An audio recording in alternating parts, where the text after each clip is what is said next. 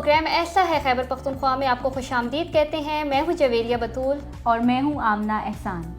आज हमारे साथ स्टूडियो में मौजूद हैं आयशा, जिनका ताल्लुक़ पेशावर से है।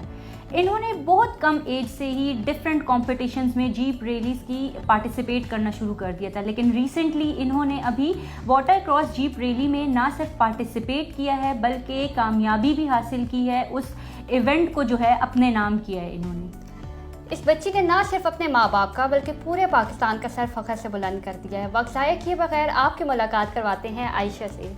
आयशा, बहुत खुशामदीद कहती हूँ आपको अपने शो में। सबसे पहले बहुत बहुत मुबारक हो आपको इतनी बड़ी कामयाबी पर। Thank you so much.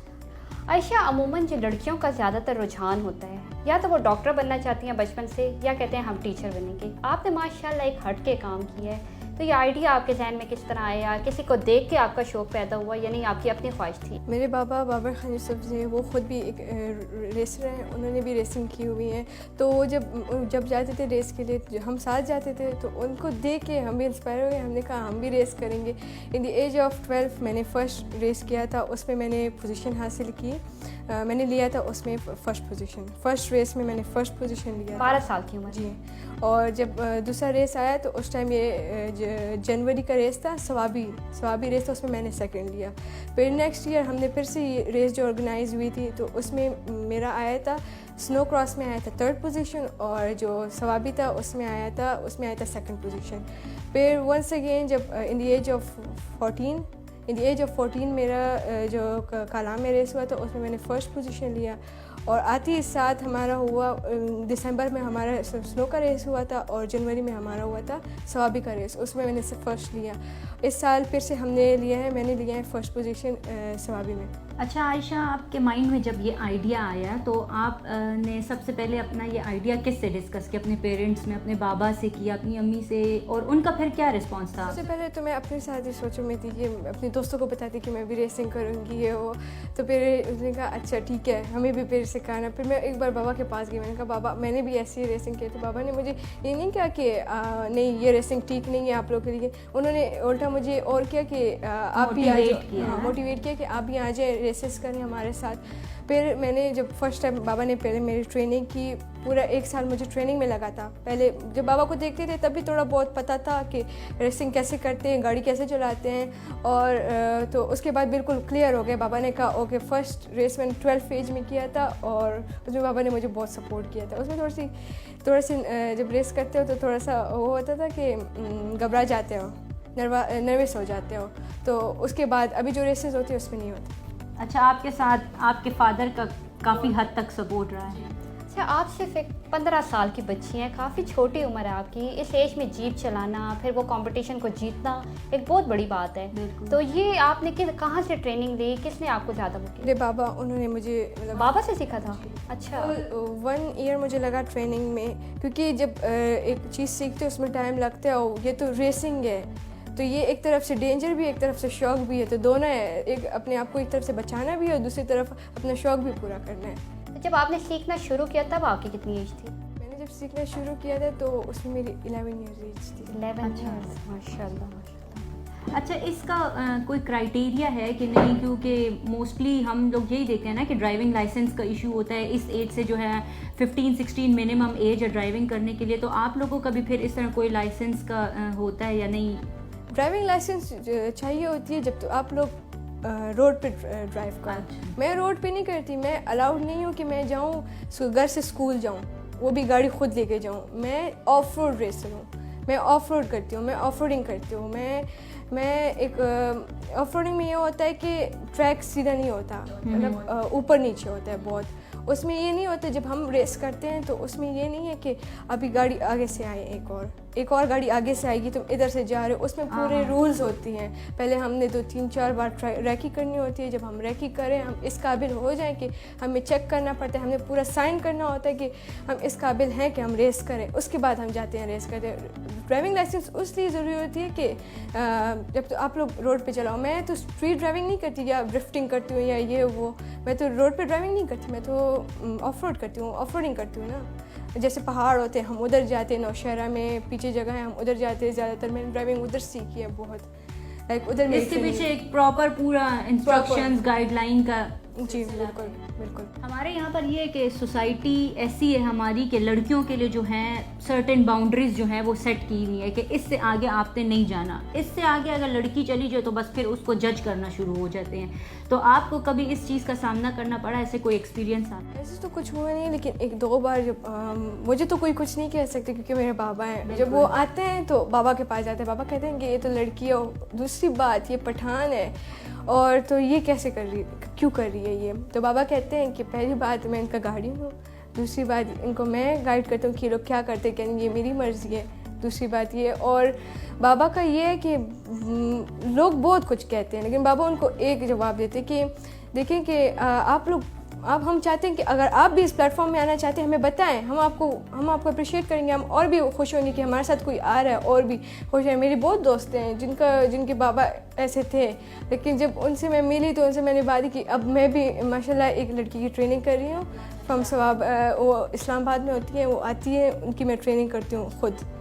تو ان کو میں نے اس قدر بنایا کہ وہ اپنا مائنڈ کھولیں, یہ بند نہ رکھیں, مطلب مائنڈ جب کھولیں گے تبھی آپ کچھ کریں گے نا. یہ اچھی بات ہے نا کہ وہ آپ ان کو موٹیویٹ کریں, لیکن آپ کے پیچھے بھی فرنٹ پہ آپ کے فادر ہیں. میرے فادر, آپ جب ایک اس انٹرنیشنل لیول پہ کوئی آتا ہے نا تو پیچھے سے بہت باتیں ہوتی ہیں, باتوں کو سنیں گے تو آپ پیچھے ہٹیں گے.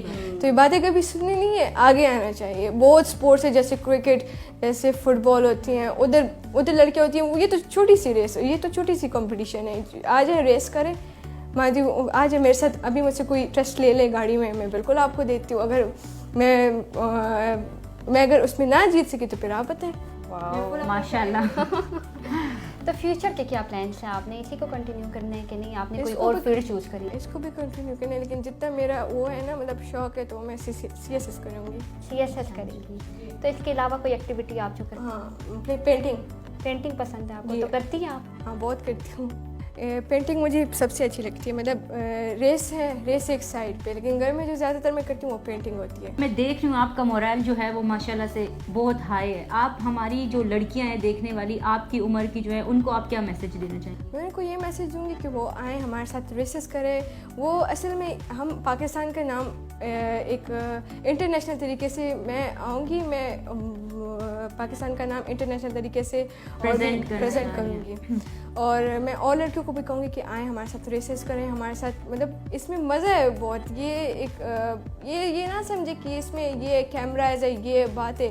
اصل میں لڑکیوں کو جو ہے وہ لوگوں کا بھی پریشر ہوتا ہے نا کہ گاڑی میں بیٹھ گئے تو لوگ کیا کہیں گے, سوسائٹی نہیں چھوڑتی.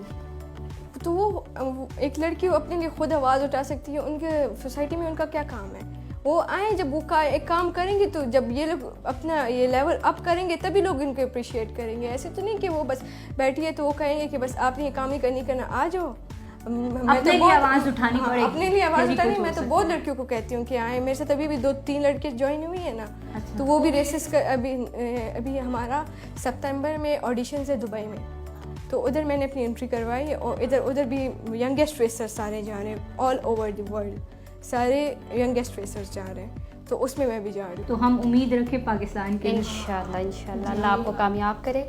اچھا, یہ تھا ہمارا سیریس سیگمنٹ. اب ہم بات کریں گے تھوڑی لائٹر ٹون میں. ہم ریپڈ فائرز میں جاتے ہیں. عائشہ, آپ کے مائنڈ میں جو فرسٹ کلک آئے گی ہمارے کوشچن کے بعد آپ وہ ہمیں جواب دیں گی. سوچنا سمجھنا منع ہے. ٹھیک ہے.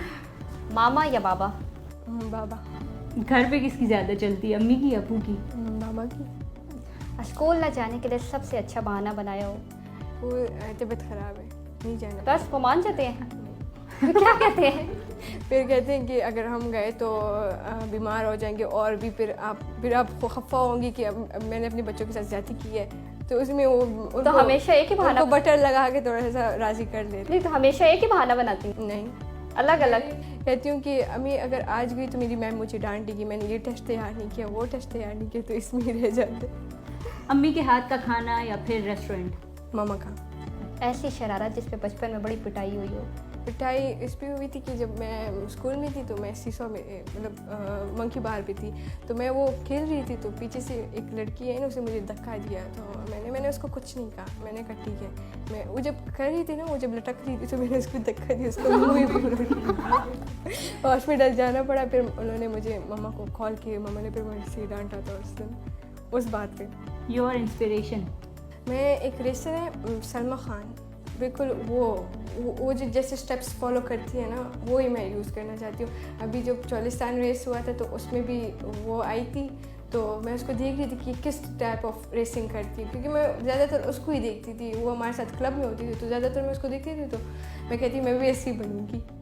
आपका फेवरेट सब्जेक्ट? मैथ्स। वो सब क्या? ये मैथ से सबको क्यों इतनी एलर्जी है?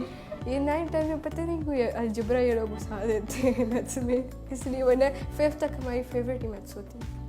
अच्छा, एक ऐसी पर्सनालिटी जिससे आप मिलना चाहें? फिरोज़ खान, उससे, क्योंकि वो ऑलरेडी पता है आपको, वो भी हमारे साथ रेसेस करते हैं, लेकिन मैं उनसे कभी मिली नहीं, ज़्यादा मिली नहीं। वो रेसेस करते हैं हमारे साथ एक ही फील्ड में, हमारे क्लब में ही है, लेकिन मैं कभी मिली नहीं। देखा है मैंने लेकिन कभी मिली नहीं हूँ। ये था हमारा आज का प्रोग्राम। अगले हफ्ते फिर से आपसे मुलाकात होगी एक और उभरते हुए टैलेंट के साथ। अगर आप में भी है ऐसा कोई टैलेंट तो नीचे दिए गए नंबर पर हमसे रब्ता करें, हम पहुंचाएंगे आपकी कहानी दुनिया तक। तब तक के लिए अल्लाह हाफिज़।